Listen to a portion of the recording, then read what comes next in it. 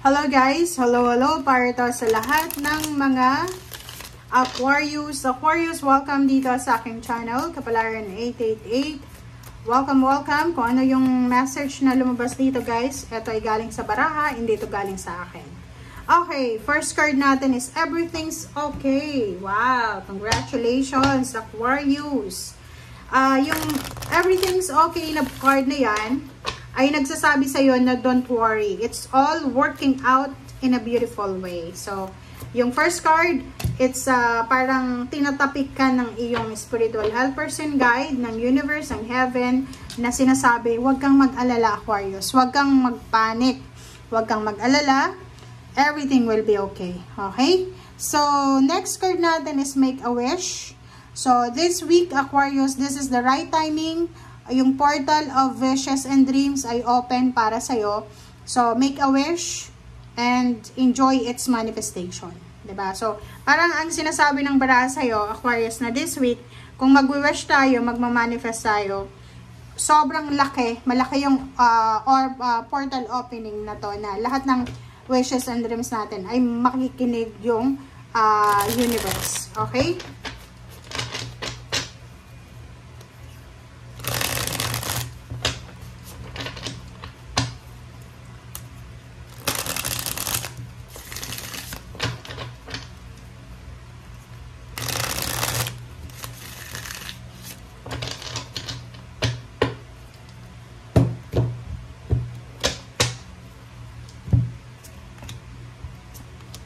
Okay, first two cards mo, Six of Cups and the Lovers. Six of Cups and the Lovers.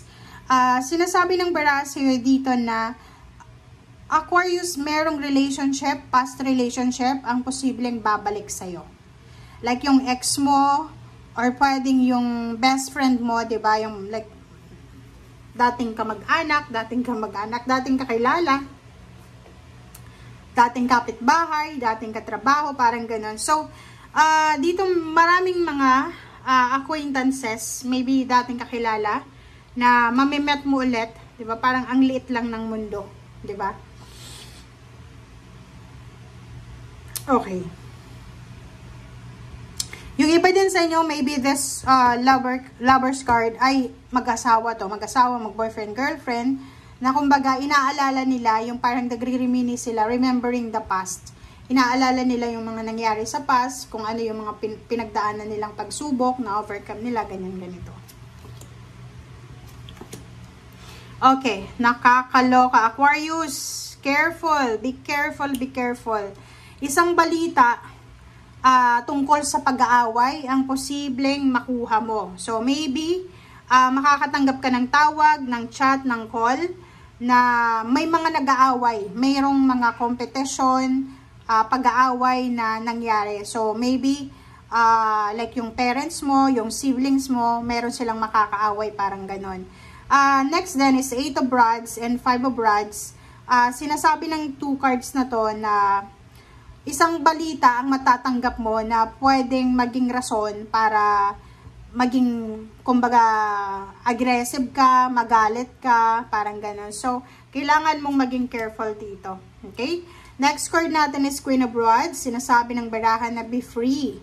Okay? Huwag tayong padadala sa ating galit, inis, sa pressure, or sa kung ano pa man. Kasi parang ang sinasabi ng baraha sa'yo, like for example, nag-a-apply ka ng trabaho papuntang ibang bansa, or mag-change company ka, or change career.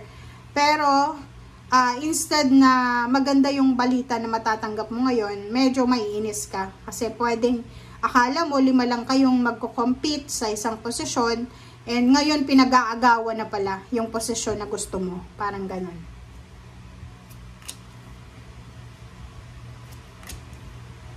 Okay, so next 2 cards is 6 of Pentacles and Page of Pentacles. Ito yung maganda kasi Aquarius, isang balita, isang news, isang communication, letters, chat, call, or maybe text na matatanggap mo. And this one ay posibleng, kumbaga, dito galit ka, aggressive ka, dito magiging masaya ka. Bakit? Kasi yung 6 of Pentacles, that is parang sinasabi ng baraha na may mga tao na susuportahan ka, may mga tao na pwedeng makatulong sa'yo, lalo na sa panahon ng kagipitan, financial. So, ibig sabihin, kung halimbawa sa ngayon, habang nanonood ka, namumroblema ka sa future mo, iniisip mo, ano yung mangyayari sa akin sa future? 'Di ba? So, sinasabi ng bara sa'yo, huwag kang masyadong mag-isip, huwag kang masyadong magpanik, mag-alala.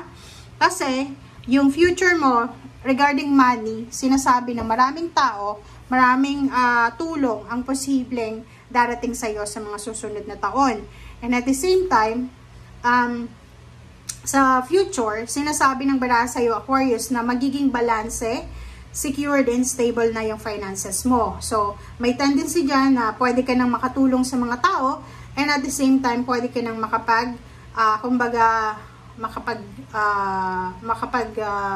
ma-improve na yung financial mo. So, hindi ka dapat nag-aalala daw. Okay? Kaso lang, relationship, emotion, nakikita ko sa'yo dito na this week, medyo Three of Swords, nasasaktan. Okay? Feeling betrayed or feeling pain, 'di ba? Nakakaramdam ng sakit, parang betrayal to eh, 'di ba? So, Four of Cups, sinasabi ng bara sa'yo dito na maybe nanliligaw ka or maybe ikaw yung nililigawan. It's either ikaw yung makasakit sa emotion or maybe ikaw yung nasasaktan. So, hindi natin alam kung nasaan ka dyan. And at the same time, sinasabi ng baraha na mag-iingat ka sa mga tao sa paligid mo. Kasi hindi lahat ng tao sa paligid mo ay pwedeng maging masaya sa success mo. Minsan, yung mga taong mas malapit pa sa'yo ay hindi sila magiging masaya kasi masaya ka. So, ingat-ingat ka kasi yung Three of Swords dito, maybe ikaw yung masaktan or ikaw yung makasakit. Diba? Eto siya. Nakakaloka. Oh. Wow. Eto yung future mo, oh. Eto yung future mo. In the near future, Aquarius, maybe may baby kang bago, or maybe kakasal ka, maybe may bahay ka na, maybe may inheritance, higher salary, magta-travel ka around the world, or maybe makakaipon ka ng pera, may mga investment, may negosyo, parang ganon.